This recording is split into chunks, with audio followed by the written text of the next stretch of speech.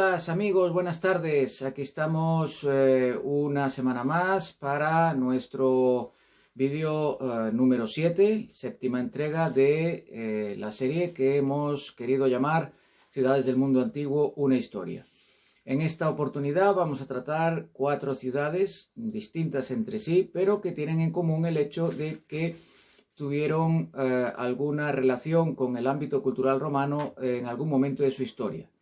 Una de ellas en Siria, Palmira, y las otras 3 en la península itálica, concretamente Pompeya, Roma y la etrusca Caere. Empezamos con Palmira. Palmira, en árabe Tadmur, es una urbe que repele, desde el punto de vista etimológico, antigua ciudad aramea en Siria, nacida en torno a un oasis, a poco más de 200 kilómetros de la capital Damasco. Se la denomina ciudad de los árboles del dátil, por supuesto. Hay presencia poblacional desde el quinto milenio. Se convertirá en un centro estratégico y comercial en virtud de su ubicación en la ruta de la seda, que unía, en este caso, pues India y Persia con los pueblos del Mediterráneo occidental. Como lugar de partida de las caravanas, adquirió una especial denominación como novia del desierto. Llegó a ser la capital de un reino de poca duración en época de la reina Zenobia en el siglo III. Pasó a ser colonia romana para caer ya posteriormente en el olvido hasta el siglo XVII, cuando algunas poblaciones nómadas la reutilizaron para sus cabalgaduras. El tetrapilon, el templo del dios Bel, dios solar, el ágora, la gran columnata, el teatro, el templo Nebo y el valle de las tumbas, ya en las afueras de la ciudad y que servía como necrópolis, pueden ser pues los vestigios más impresionantes de Palmira. Algunos de ellos, por desgracia, como seguramente sabréis, como fue el caso del Templo de Bel o el Arco de Triunfo, acabaron siendo lamentablemente destruidos por la intolerancia del llamado Estado Islámico, Daesh. Su primera mención se encuentra en las tablillas del archivo de Mari, que datan del segundo milenio. Aparece mencionada también como una ciudad fortificada en la Biblia hebrea, en el Talmud y en el Midrash. Incluso Flavio Josefo atribuye su fundación al rey Salomón. Bajo el control seleucida, ya en el siglo IV a.C., la urbe aparece como una ciudad independiente. Palmira sería también parte de la provincia romana, la de Siria, desde la época de Tiberio, es decir, entre el 14 y el 37 de nuestra era, siendo renombrada posteriormente por Adriano como Palmira Adriana, es decir, en el siglo II. Zenobia se rebelaría contra la autoridad romana, haciendo algunas conquistas y encabezando un reino efímero, como ya mencionábamos anteriormente. Tendría que ser pues el emperador Aureliano, en el último cuarto del siglo III, quien restaurase el control romano. Se establecieron en Palmira en este momento pues un conjunto de legionarios y Diocleciano posteriormente la amuralla ante la amenaza de los persas sasánidas. Ya en el siglo VII acabaría siendo conquistada por los árabes. Nuestra segunda ciudad es Pompeya. Pompeya es una antigua ciudad situada en la Campania, en Italia, como bien sabéis, y cuyo origen fue una pequeña comunidad de cazadores y pescadores oscos que se puede datar en el siglo VIII a.C. y que pues recibiría una serie de influencias tanto de griegos como de etruscos, samnitas y finalmente romanos. Los oscos fueron un pueblo itálico emparentado con los latinos. Entre 524 y 475 a.C. estuvo en manos etruscas, y a partir de mediado del siglo V, la ciudad estuvo bajo la influencia de Capua y los griegos de Cumas. Un siglo después ya está presente la influencia samnita. El dominio samnita, pueblo prerromano de lengua osca, dejó una evidente impronta significativa en la ciudad en forma de trazado de calles y en la construcción de sus murallas. Desde fines del siglo IV, Pompeya parece ya aliarse con Roma. De hecho, está con ella en la tercera de las guerras samnitas. Incluso durante la guerra púnica, 218 al 202 a.C., momento en el que la Campania se subleva contra los romanos, se mantiene curiosamente fiel a Roma. Unos años después de la guerra de los aliados, en torno a 90 a.C., sería el archiconocido Sila, Lucio Cornelio Sila, quien instalará en ella una serie de veteranos de sus campañas sirias como colonos, obligando a la ciudad a tener un estatus de colonia, con el nombre, la denominación de Colonia Cornelia Veneria Pompeiorum. Contaría en tal sentido, por lo tanto, con instituciones autónomas similares ya a las de Roma. Estamos en este momento, pues, ante una sociedad, diríamos, estamental, en la que la elección de los magistrados se basaba en la riqueza y en el rango del candidato, vinculado, por supuesto, a su origen familiar y a su prestigio social. Pompeya acabará siendo, por tanto, pues lugar privilegiado de descanso de los aristócratas romanos, diríamos su lugar residencial de recreo. En los años previos a la famosa erupción del Vesubio, en el 79, Pompeya era una ciudad rica, podríamos decir, de unos 20.000 habitantes, con predominio de haciendas o villae rústica, que producían aceite, trigo, vino, mientras que en el centro de la urbe pues había talleres de cerámica, fábricas de salazones, manufacturas de tejidos. Sería el clasicismo, la moda del imperio, los que acabarían impulsando las investigaciones a finales del siglo XVIII y comienzos del siglo XIX sobre la soterrada, al igual que Stavia y Herculano, Pompeya. Sería el redescubrimiento, por lo tanto, de la ciudad. Las primeras excavaciones se preocupaban básicamente por exponer las estructuras arquitectónicas, sobre todo las viviendas, las tiendas, los templos. Ya después de la incorporación de Nápoles al unificado Reino de Italia, a fines del siglo XIX, las principales excavaciones fueron llevadas a cabo por el arqueólogo Giuseppe Fiorelli, quien dividiría Pompeya en 9 regiones, las cuales a su vez se subdividirían en ínsulas, equivalía más o menos a una manzana, y en umbrales o puertas, algo que todavía se mantiene. Sería en la época del fascismo italiano cuando pues, Matteo della Corte o Amedeo Maiuri promuevan el culto a una Pompeya erudita que identificaban con el nuevo orden del régimen, convirtiéndola en toda una gloria nacional. Bien, nuestra tercera ciudad es Roma. Roma, como bien sabéis, fue la capital de un estado imperial durante siglos, denominada Ciudad Eterna o simplemente la Urbs. La mitología romana asocia el origen de Roma con el troyano Eneas, que sería el fundador de Lavinium.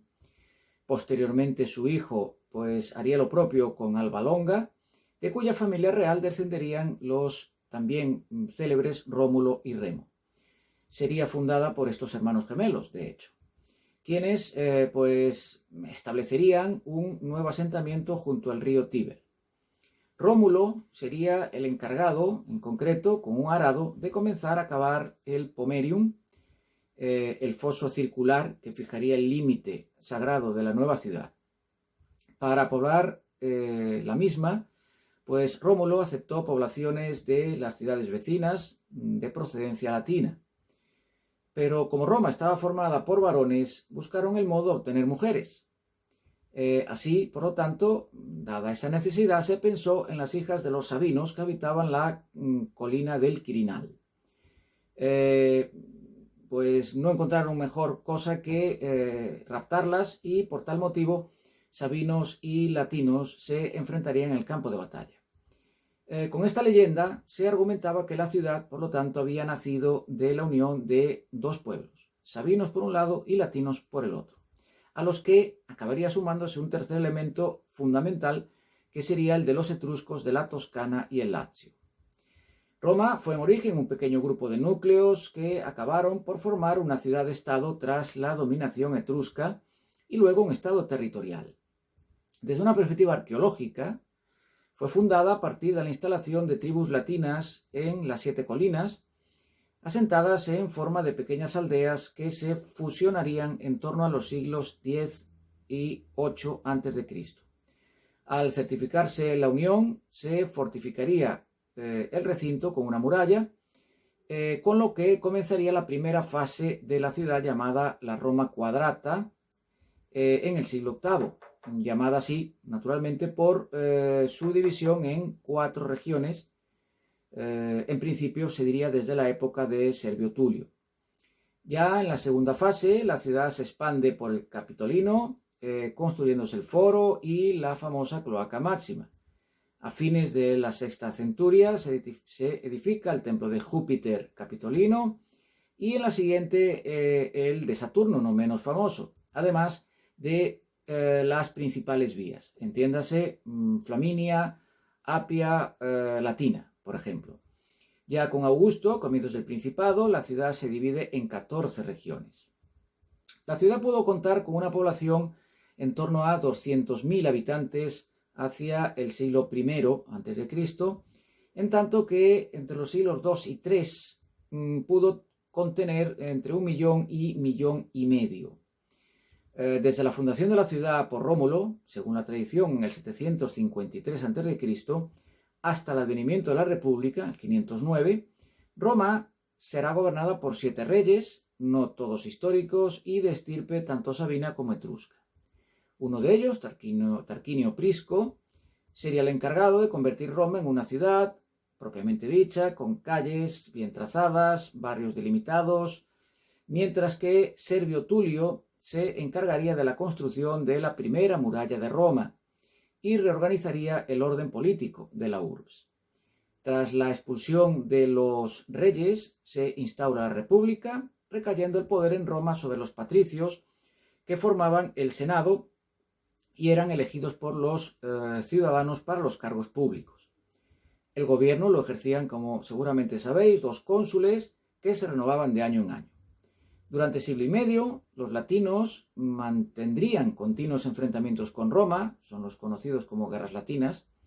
Luego vendrían otros conflictos, que son las guerras samnitas, y ya con las guerras púnicas, enfrentándose a Cartago, Roma acabará imponiendo su presencia tras superar la amenaza de Aníbal en todo el ámbito del Mediterráneo. Roma así, pues hará dueña absoluta del Mediterráneo occidental, con lo que comenzará la época de las grandes conquistas y la colonización de territorios ya dominados, como es el caso de la península ibérica, el sur de la Galia o el norte de África. El contacto con el ámbito griego propiciaría la fascinación romana por el arte, por la filosofía, por la propia lengua griega, concebida para razonar, claramente. Los nobles comenzarían a copiar las esculturas griegas, enviarían a sus hijos a aprender griego o a deleitarse con la música y la poesía que llegaban directamente desde Oriente. Los más conservadores, en cualquier caso, pues aseguraban que esto sería el fin del espíritu romano, pues las costumbres griegas conducirían a la ciudad, después de tanto esfuerzo, arguían, pues a la molicie y a la decadencia. Sin embargo, tras asimilar la cultura griega, Roma comenzó también a dominar a través de la fuerza de su civilización, sembrando, por lo tanto, las semillas de la cultura occidental, ¿no? Y no os quepa ninguna duda al respecto. Tras la crisis del siglo I a.C. y el colapso de la República, se impone, como también seguramente sabréis, el Principado de Augusto y nace el Imperio.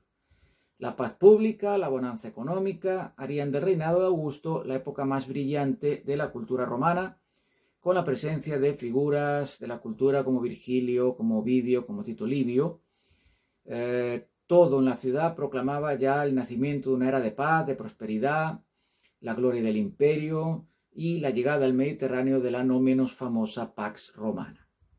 Tras las dinastías de los emperadores, Julio Claudios, Flavios, Antoninos, algunos de estos últimos configuran la Edad de Oro imperial, sin duda, como Trajano, Adriano, Marco Aurelio, y los severos, Roma entra en una crisis, la del siglo III, que será a la postre definitiva, derivando en el dominado a fines del 3 y a fines del 3 y durante todo el 4, ¿no?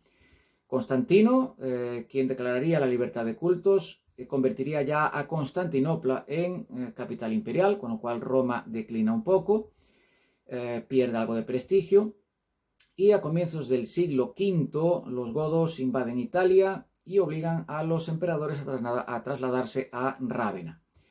Finalmente, en 410, fecha fundamental, las tropas de Alarico asaltan Roma y, de un modo, se diría, más simbólico que real, se pone fin a toda una época. Finalmente, nos queda la ciudad de Caere. Caere, denominada Agila en griego, por parte de Heródoto, por ejemplo, también denominada Cisra en etrusco, fue una famosa antigua ciudad comercial de la Etruria, ubicada a menos de 50 kilómetros de Roma y que en la actualidad corresponde con Cerveteri. Sus antiguos dominios limitaban con otros asentamientos bastante conocidos, como el caso de Velles o Tarquinia. Sus orígenes están envueltos en la bruma del mito, pues según recogen algunas fuentes, el caso de Virgilio, de Dionisio de Halicarnaso, habría sido una ciudad sícula o de los tirrenios, que son no griegos y probablemente etruscos, conquistada por los pelasgos, grupos de población griegos que se desplazarían desde Tesalia. La ciudad etrusca se fundaría probablemente sobre un asentamiento previo, datado en el periodo villanoviano, prácticamente como todas las ciudades etruscas, hacia el siglo IX a.C. Durante los 2 siguientes siglos se verifica arqueológicamente la presencia de una rica aristocracia, cuyos miembros se inhumarían en tumbas de cámara. En el siglo VII llegan a caer ceramistas griegos, probablemente eubeos o corintios. Ya en la siguiente centuria, los comerciantes jonios importan, además de productos, pues una serie de estilos artísticos y sobre todo costumbres orientales. Es la época en que las familias aristocráticas ceretanas, que inician su expansión en el mar, se alían con los cartagineses para detener la actividad griega. El resultado de esta alianza es una conocida batalla, en parte envuelta en el mito, que es la batalla de Alalia contra los focenses hacia el 540 a.C. En la época de los reyes romanos, Caere estuvo en conflictos con Tarquinio el Viejo, pero muerto el rey, la ciudad salió con Velles y Tarquinia en contra de Servio Tulio. Caere y Roma estuvieron asociadas por un tratado de hospitalidad después de que se refugiasen en Caere sacerdotes y vestales romanos con multitud de objetos sacros tras la famosa invasión gala de 390-387 a.C. A pesar de tal alianza, sin embargo, en el momento en que Caere fue favorable a Tarquinia en la guerra de esta con Roma, o contra Roma, los romanos intervinieron y Caere acabó sometida, recibiendo sus habitantes la ciudadanía romana.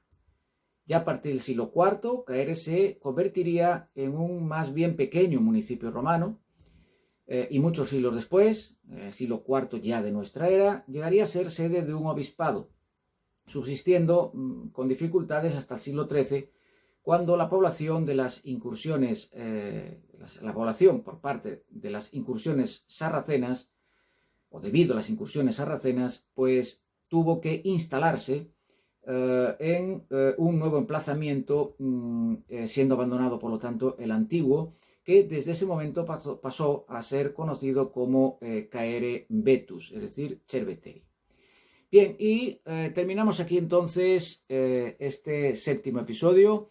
Os emplazo para el siguiente, donde trataremos otras 4 ciudades del mundo antiguo. Hasta ese momento, pasadlo bien, un saludo, hasta luego.